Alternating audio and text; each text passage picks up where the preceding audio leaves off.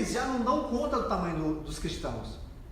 Então como é que eles recebem agora? Eles recebem através de cartas. É através de evangelhos impressos. O que é que eles fazem? Eles começam a escrever. Eles não tinham ideia que isso seria, embora eles sabiam que eram escritas inspiradas pelo Espírito Santo, eles não teriam ideia como isso aqui seria um instrumento para a transformação das pessoas. Então eles começam a escrever aquilo que o Espírito Santo mandava. E aí o Espírito Santo, Jesus Cristo, sob orientação, ainda diz assim: olha, vocês serão entregues a juízes, serão entregues aos tribunais, mas eu vos farei lembrar de tudo. Lembre disso. Eu vos farei lembrar de tudo. Se eu não me engano, capítulo 7 de Mateus trata disso. E aí, Cristo os fez lembrar de todas essas coisas que ele recomendou e eles começam a escrever. Então as igrejas, os cristãos começam a receber todas essas escritas.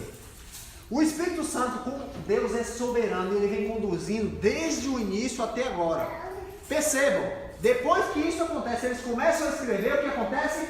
Começa a perseguição primeiramente aos apóstolos. E os apóstolos começam a cair igual umbu. Eu acho que vocês não sabem o que é umbu. Umbu é uma fruta do Nordeste que... Umbu. Como é que funciona? É linda. Tem um deserto, tem uma seca extrema. E o pé de umbu, incrivelmente, é o único que fica verde. É marronzinho, né? A fruta? É verdinho. E aí o umbu é verdinho, ele fica verdinho, mas é vestido de azedo com doce. Hoje tem suco de umbu por aí nos supermercados. É umbu. E o que acontece? O umbu, sabe, não sei se vocês já tiveram a oportunidade de ver um pé de jabuticabeira. Já viram como carrega aquilo? Umbu é parecido aquilo. A diferença é que jabuticaba não cai, né? Jabuticaba fica grudado, os talos e tudo. Umbu carrega mesmo, daquele tipo. Só que aí, quando ele está maduro, ele cai. O chão do pé do umbu, ele forra aquilo. Então o umbu maduro cai muito. Tanto é que uma das formas, ele é cheio de espinhos, né? Então uma forma de colher umbu é você balançar a árvore e cai tudo. Então o que acontece? Eles começam, os discípulos agora começam a ser perseguidos. E eles começam a morrer pelo Evangelho. Os discípulos morrem em pouquíssimos tempos. Quando a gente fala que a igreja vivia sob as orientações dos apóstolos, era só o iniciozinho ali. Dentro de 40 anos a igreja praticamente só tem João vivo. Mesmo assim preso em Patmos. Vocês conhecem a história da morte dos discípulos? Sabe como eles morreram? Eu tenho um videozinho aqui para descrever isso aqui para vocês terem uma ideia. Foram considerados os primeiros mártires do cristianismo, os próprios discípulos.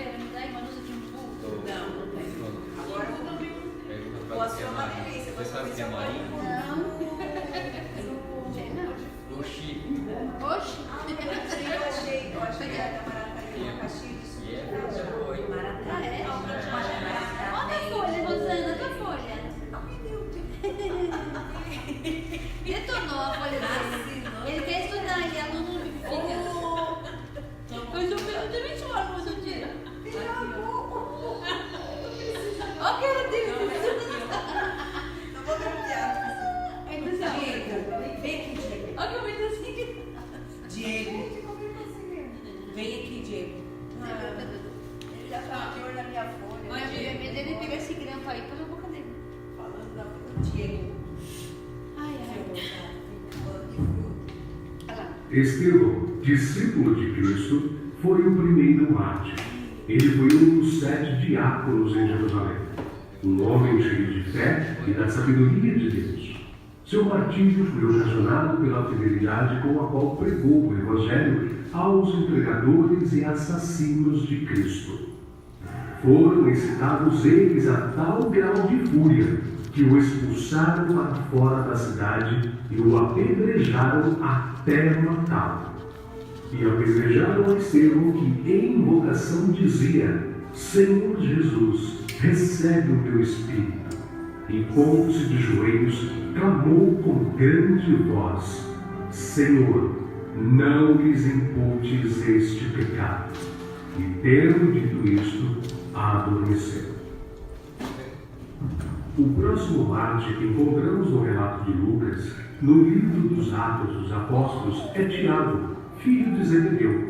Ganhava vida como pescador, mas quando Cristo o chamou para ser seu discípulo, abandonou sua profissão, seu pai, seu barco e seguiu a Jesus. Por ordem de Herodes Agripa, foi preso e decapitado em Jerusalém em meados dos anos 42 e 44, tornando-se assim o primeiro dos apóstolos a receber aquele cálice que ele mesmo tinha dito ao Salvador que estava disposto a beber.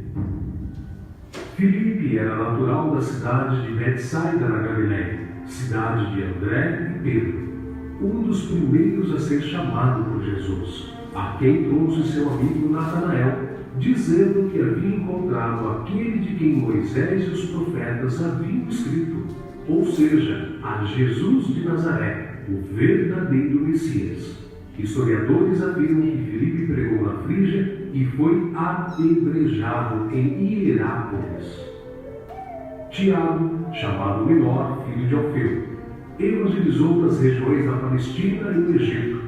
De acordo com escritos primitivos, foi martirizado com a idade de 99 anos no ano 62 da era cristã, espancado e apedrejado pelos judeus, os quais usaram de um cacetete para feri-lo no crânio com requintes de crueldade. Também chamado Filho da Consolação, Barnabé era levita, natural de Chipre, um homem cheio do Espírito Santo. Foi companheiro de Paulo em muitas viagens, vendeu seus bens e terras para ajudar os apóstolos na missão de pregar o Evangelho. Segundo a história nos conta, Barnabé foi torturado, arrastado com uma corda amarrada ao seu pescoço e depois queimado vivo.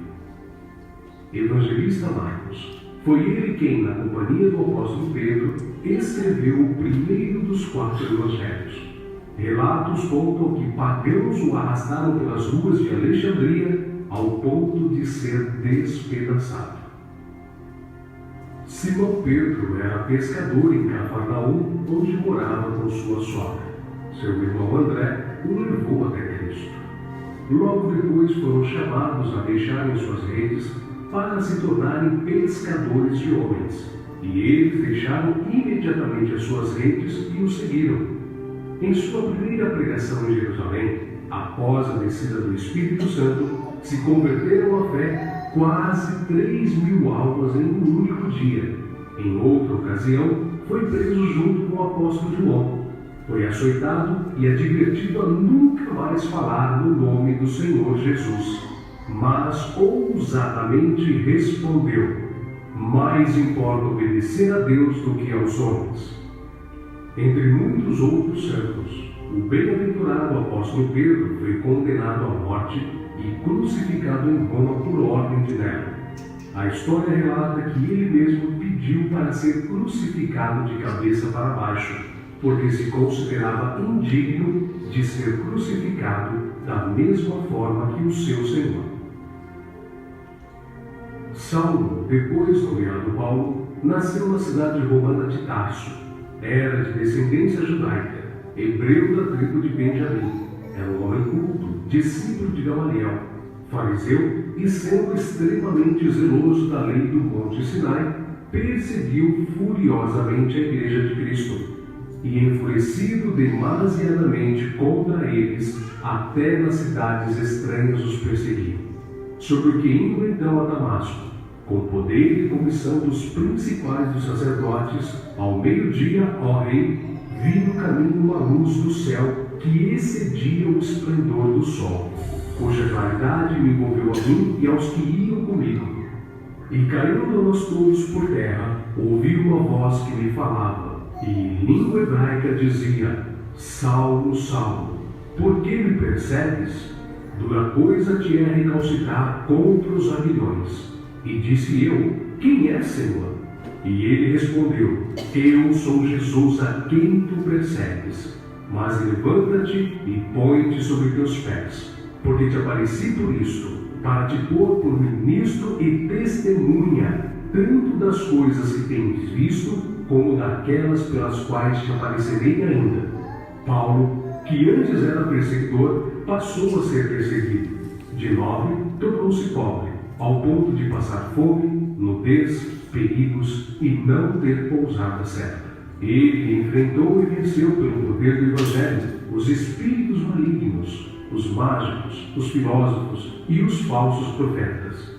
Ele não temia homem algum, grande nem pequeno, nobre nem ignóbil, judeu nem grego, mas ensinava a palavra de Deus com toda sinceridade, sem respeitar a aparência dos homens, para ser o servo de Cristo. Os seus feitos estão registrados não somente nas Sagradas Escrituras, mas também na história, principalmente na Grécia. Sua jornada entrou na etapa final em Jerusalém, em torno de 60 depois de Cristo. Vítima de inveja, ele foi preso e acusado de violar a lei judaica. Paulo, na sua prisão em Roma, escreveu a Timóteo, a quem carinhosamente chamava de filho espiritual, uma de suas últimas cartas, dizendo que sua hora havia chegado. Porque eu já estou sendo oferecido por aspersão de sacrifício, e o tempo da minha partida está próximo. Combati o bom combate, acabei a carreira, guardei a fé. Desde agora a coroa da justiça me está guardada, a qual o Senhor, justo juiz, me dará naquele dia, e não somente a mim, mas também a todos os que amarem a sua vinda.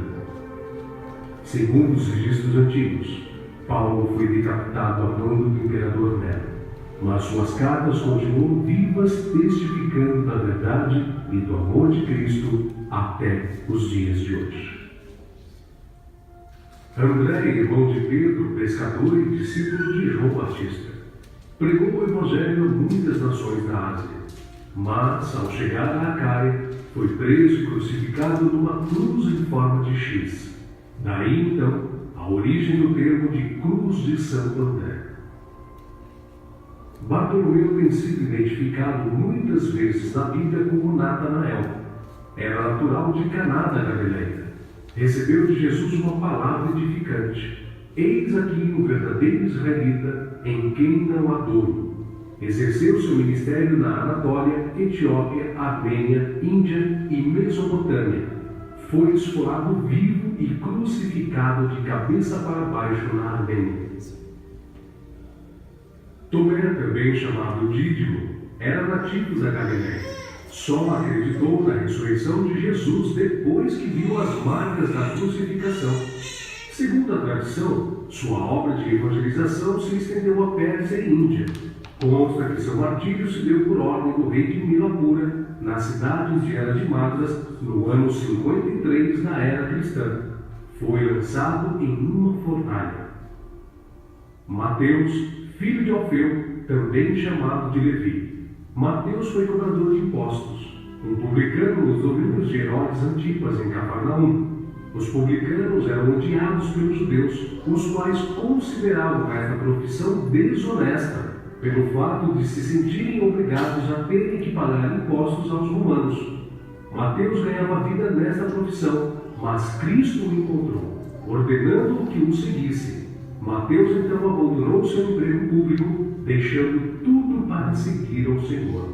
Escreveu seu evangelho na língua hebraica, que foi depois traduzido para o grego por Tiago o Menor.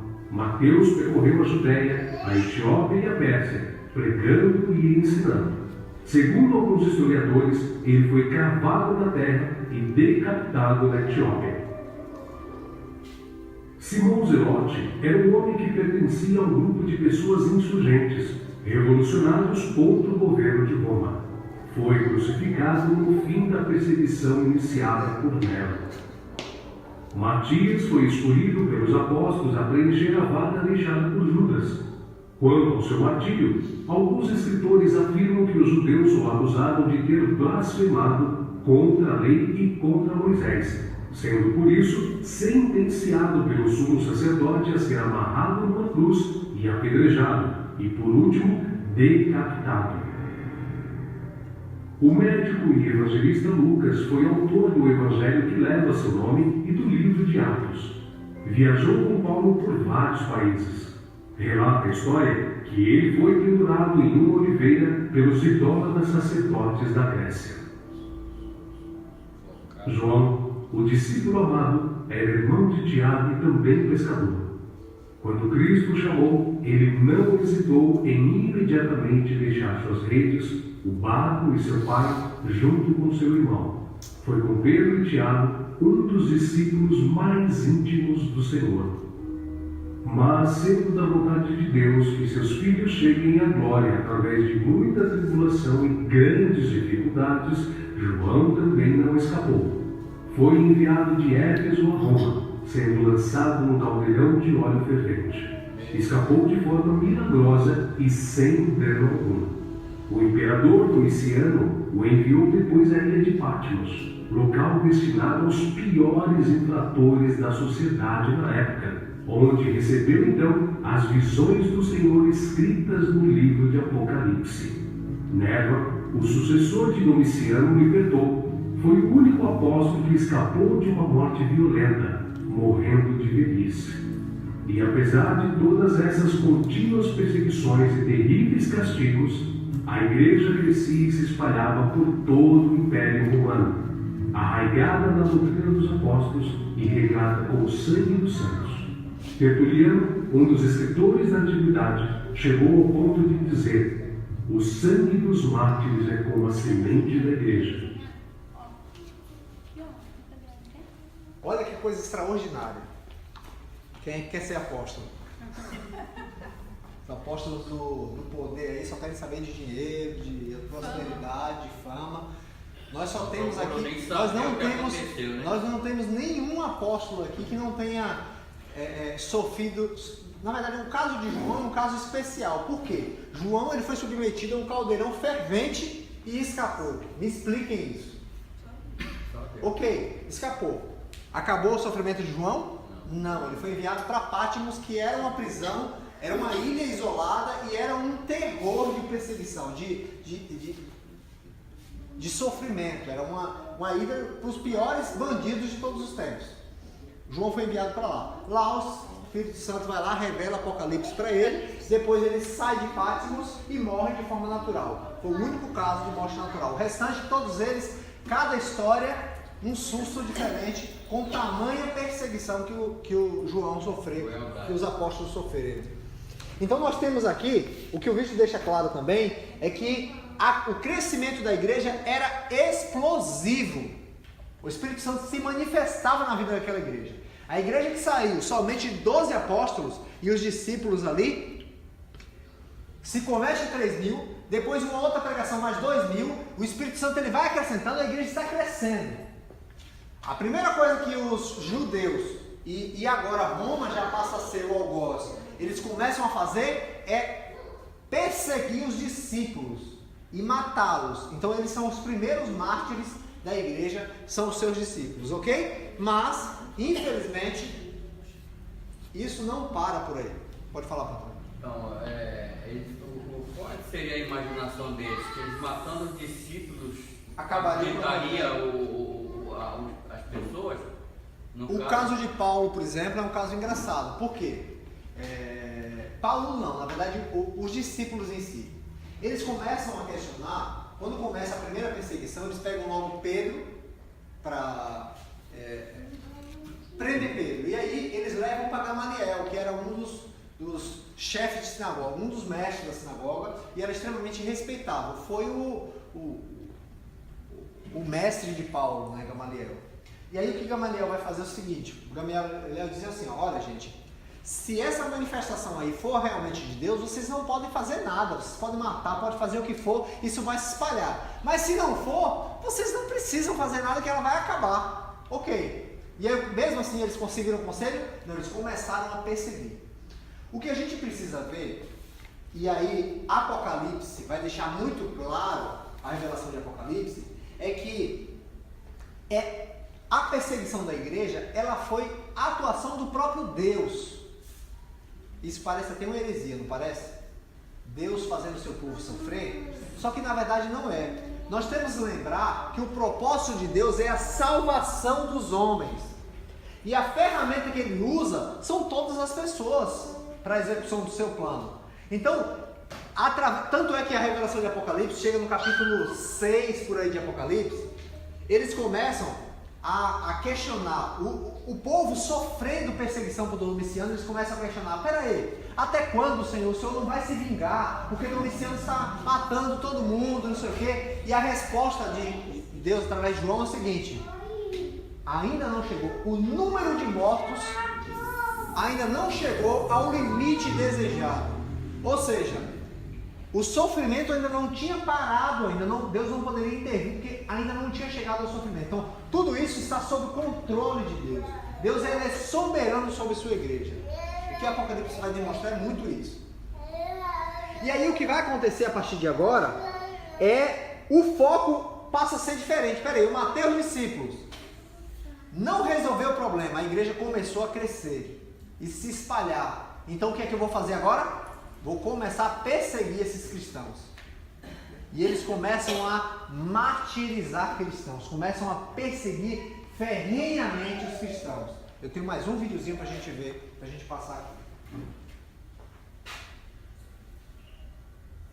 Acho melhor pagar uma dessa ou já depende? Como? Acho melhor pagar uma dessa? Pode ser sim. Acho que vai ficar melhor. Essa? Acho que ficou bom. Bom?